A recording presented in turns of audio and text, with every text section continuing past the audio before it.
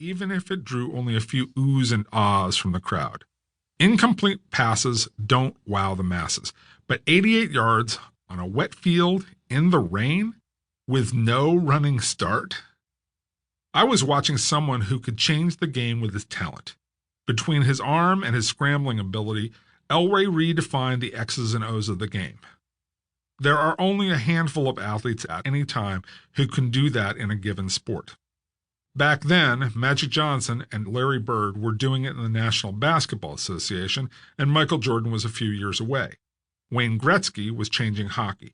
Martina Navratilova was altering women's tennis, and Lawrence Taylor was redefining what was possible on defense in the National Football League. Athletes like that changed the parameters of sports. With Elway, what you would never imagine in drawing up a play was now completely in the realm of thought. Playbooks could be expanded. The absurd was possible. Conversely, what defensive coaches and players might normally scoff at was now something that they had to fear when Elway was under center. Not that they took it on faith. They had to experience it for themselves. Over the rest of Elway's college career and 16 years in the NFL, defenders facing him for the first time would regularly stop running at a certain point when the receiver ran deep, figuring there was no way he could throw it that far.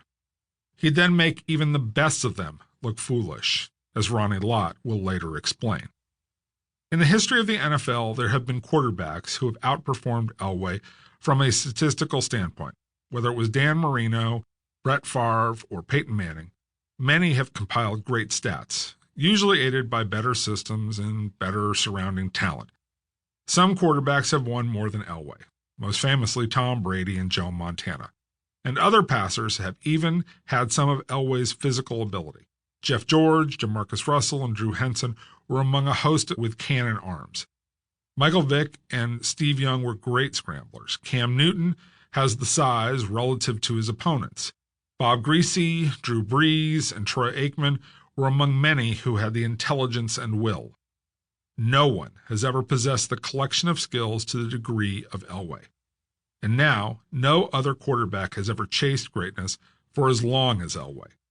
Where others have rested on their laurels, he has remained resolute in his chase. These days, Elway is perched high above the fields he once roamed, surveying the game as Denver's president of football operations and general manager.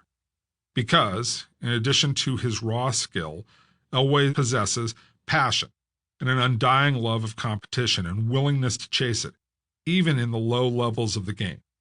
Few people realize Elway spent his own money in the Arena Football League to get his start in management. Years later, he put his legacy on the line. Of course, none of us, Elway included, could know what was to come on that November day in 1980. All I knew as an 18-year-old is that I was witness to someone who was startling in his measurable physical greatness. I felt as if I was watching Zeus throw thunderbolts from his hand. Little did I know I was watching the opening act of a Greek tragedy that would last nearly 2 decades.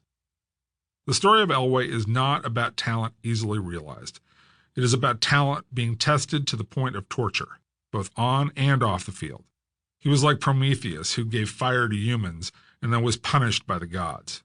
Elway was tied to the rocks and made to suffer season after season. This story is about a man so gifted he could have sacrificed working at his craft and still been great, yet never did, even in the face of epic failure. After Elway finished his career by leading the Denver Broncos to back-to-back Super Bowl championships, he wanted to keep going. Elway is the definition of ceaseless desire. This story is also about inspiration on a personal level. Elway didn't just enable his coaches to change the parameters of what was possible on the field and help his teammates achieve greatness. He also pushed fans to search their own imaginations. Great artists do that. Whether it was Elway on the field, Hendrix with a guitar, or Monet with a canvas and brush. For my friends and me, Elway was our muse. After leaving Big Game that day in 1980, we plotted to steal the axe, the symbol of the Sanford-Cal rivalry, from Cal. We never did it, but we had a plan. It was just too hard to safely acquire and transport that much liquid nitrogen. In 1981, we executed our first good pre-Big Game prank. Along the northbound